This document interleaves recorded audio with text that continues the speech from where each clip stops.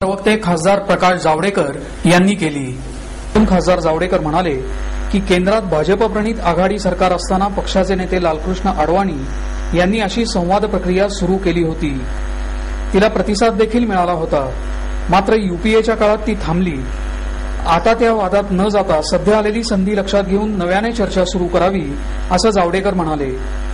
वादग्रस्त जागा ही रामजन्मभूमी आहे हे न्यायालयाने घोषित केल्याने यातून नेमका मार्ग निघू शकतो अशी अपेक्षाही त्यांनी व्यक्त केली.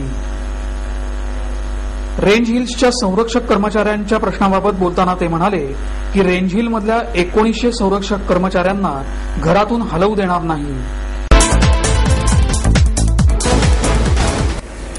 आनंदी जीवन जगण्यासाठी सतत समाजासाठी कार्यमग्न राहावं असं आवाहन माजी केंद्रीय मंत्री आणि वनराईचे अध्यक्ष मोहन धारिया यांनी केलं. जागतिक ज्येष्ठ नागरिक दिनाचं औचित्य साधून लायन्स क्लबच्या वतीने आयोजित कार्यक्रमात ते बोलत होते. महापौर मोहनसिंग राजपाल यांच्या हस्ते दीपप्रज्वलन करून कार्यक्रमाला प्रारंभ झाला.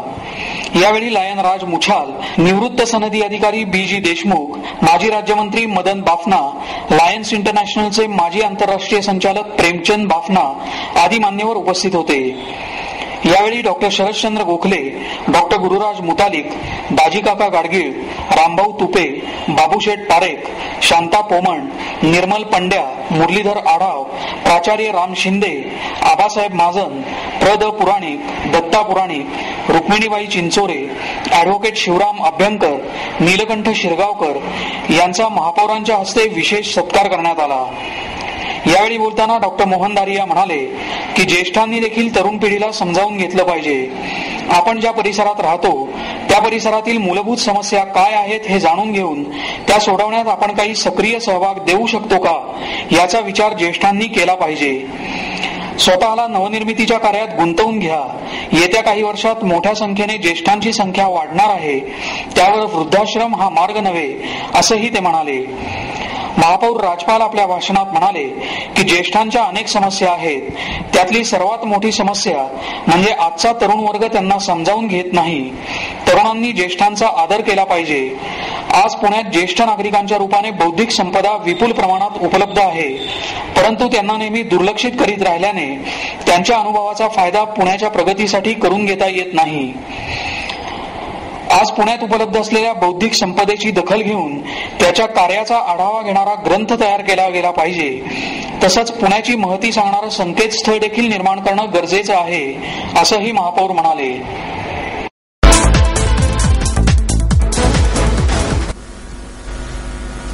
अयोध्येच्या वादग्रस्त जमिनीवर बौद्ध मंदिरासाठी जागा मिळावी अशी मागणी आरपीआयचे अध्यक्ष विश्वशांती केंद्र माइल्स MIT पुणेच्या वतीने आयोजित महात्मा गांधी जयंती जागतिक अहिंसा दिनानिमित्त 2 दिवसीय गोलमेज परिषदेचं आयोजन करण्यात आलं. त्याच्या सांगता समारंभ प्रसंगी प्रमुख पाहुणे म्हणून डॉक्टर निगवेकर बोलत होते.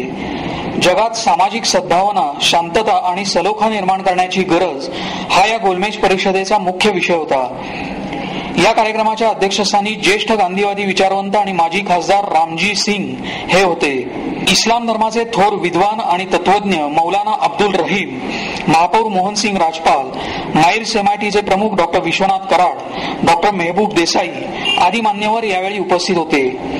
यावेळी बोलताना डॉक्टर निगवेकर म्हणाले की मूल्याधिष्ठित शिक्षण पद्धतीमध्ये इयत्ता 1ली ते 8वी मध्ये शिकत असलेल्या मुलांना आपल्या देशातील विविध धर्मांचे शिक्षण दिले गेले पाहिजे, कारण या मुलांना सर्व धर्मांचे ज्ञान असणे गरजेचे आहे.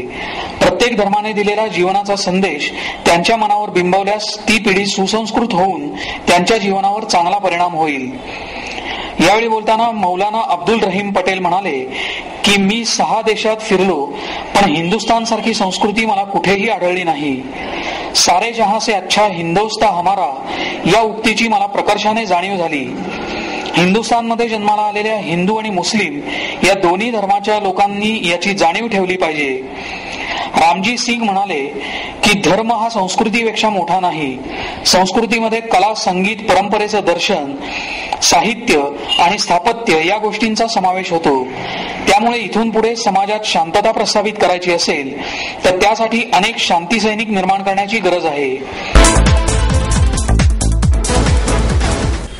अयोध्येतील वादग्रस्त जमिनीवर बौद्ध मंदिरासाठी जागा मिळावी अशी मागणी आरपीआयचे अध्यक्ष रामदास आठवले यांनी केली. पुण्यात आयोजित करण्यात आलेल्या पत्रकार परिषदेत आठवले बोलत होते. अयोध्येबाबतचा निकाल हिंदू आणि मुस्लिम समाजांनी शांततेने स्वीकारल्याचं आठवले यांनी स्वागत केलं. 2-2.5 वर्षापूर्वी बौद्ध धर्माची स्थापना भारतात झाली. त्यानंतर बौद्धांनी अनेक मंदिरे उभारली. अयोध्या इथे देखील पूर्वी बौद्ध मंदिर होतं. याबाबत पुरातत्व विभागाकडून आम्ही माहिती मागवली आहे. सध्या माहिती मिळवण्याचं काम सुरू असून हे काम पूर्ण झालं की आम्ही याबाबत उच्च न्यायालयात याचिका दाखल करणार आहोत. आंबेडकरी चळवळीतल्या एका ज्येष्ठ कार्यकर्त्याने याबाबत अभ्यास केला आहे असंही आठवले यांनी सांगितलं. रिपब्लिकन पक्षाचा वर्धापन दिन नुकताच साजरा करण्यात आला.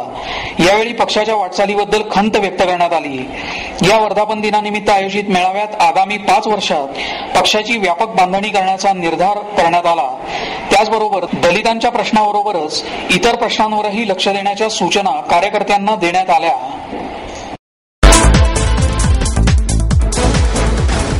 शिक्षणाचं बाजारीकरण रोखावं या मागणीसाठी अखिल भारतीय विद्यार्थी परिषदेच्या वतीने सर परशुरामभाऊ महाविद्यालयासमोर रास्ता रोको आंदोलन करण्यात आलं. शिक्षणाचं बाजारीकरण रोखण्यासाठी शैक्षणिक संस्थांमध्ये प्रवेश आणि शुल्क निर्धारणाचे काटेकोर नियंत्रण करण्यासाठी महाराष्ट्र शासनाने शिक्षण प्राधिकरण कायदा करावा. शिक्षणाचं बाजारीकरण रोखण्यासाठी आणि शिक्षणाचं सार्वत्रिकीकरण होण्यासाठी शिक्षणामध्ये समाजाच्या सहयोगाच्या बरोबरीनेच शासकीय अनुदान, अभ्यासक्रम आणि महाविद्यालये वाढवण्याची आवश्यकता आहे. जीडीपीच्या किमान 6% खर्च हा शिक्षणावर करण्यात यावा. शिक्षण शुल्क समिती आणि प्रवेश नियंत्रण समिती तात्काळ बरखास्त करून शासनाने शिक्षण प्राधिकरणाच्या माध्यमातून जिल्हा स्तरावर सक्षम अधिकारी आणि आवश्यक कर्मचाऱ्यांची नेमणूक करून त्या अधिकाऱ्यांच्या माध्यमातून शिक्षण शुल्क आणि प्रवेश प्रक्रिया निश्चित करावी. प्रत्येक अभ्यासक्रमासाठी एका विद्यार्थ्याला येणारा खर्च शिक्षण प्राधिकरणाने जिल्हानिहाय घोषित करावा आणि त्यानुसार शुल्क ठरवावं. अशा शिक्षणाच्या बाजारीकरणाविरोधात एकूण 36 मागण्या करण्यात आल्या होत्या. त्यापैकी 18 मागण्या मान्य करण्यात आल्या आहेत. उर्वरित मागण्यांसाठी हे आंदोलन करण्यात आलं. यावेळी आंदोलनातल्या काही विद्यार्थी आणि विद्यार्थिनींना पोलिसांनी अटक केली.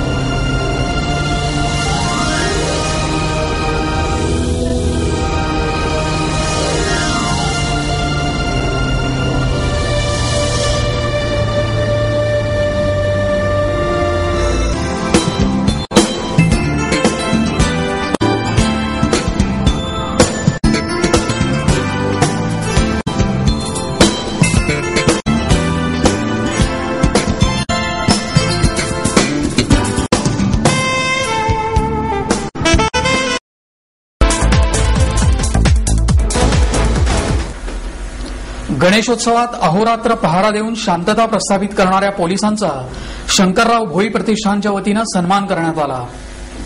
कैलासवासी शंकरराव भोई स्मृती प्रतिष्ठानच्या वतीने भिवंडी दंगलीत शहीद झालेले पोलीस हवालदार बाळासाहेब गांगुर्डे आणि रमेश जगताप यांच्या स्मरणार्थ गणेशोत्सवात अहोरात्र पहारा देऊन शांतता प्रस्थापित करणाऱ्या पोलिसांचा कृतज्ञता समारंभ आयोजित करण्यात आला होता.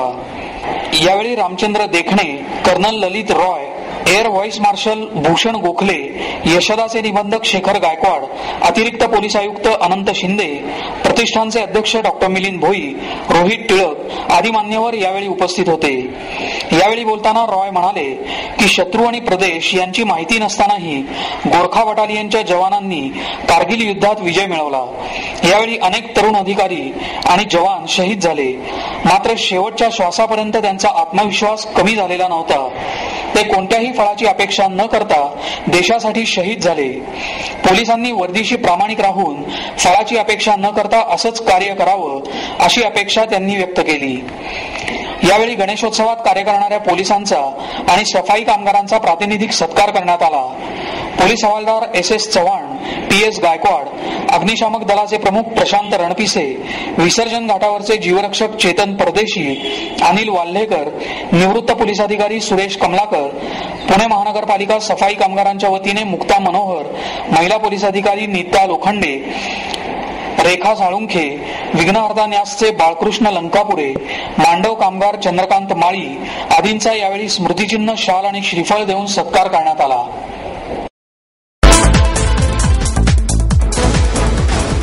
लायन्स सेवा सप्ताहानिमित्त आयोजित करण्यात आलेल्या विशेष विद्यार्थ्यांच्या मॅरेथॉन स्पर्धेत सेवा सदनला प्रथम तर निगडीच्या कामायनी विद्यालयाला द्वितीय पारितोषिक देण्यात आलं.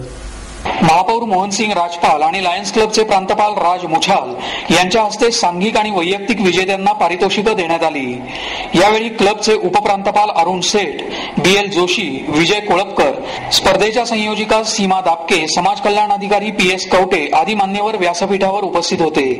विशेष विद्यार्थ्यांमध्ये आत्मविश्वास निर्माण करून त्यांच्या क्रीडा कौशल्याला वाव देण्यासाठी लायन्स क्लबच्या वतीने सलग 17 वर्ष या स्पर्धेचं आयोजन करण्यात येतं.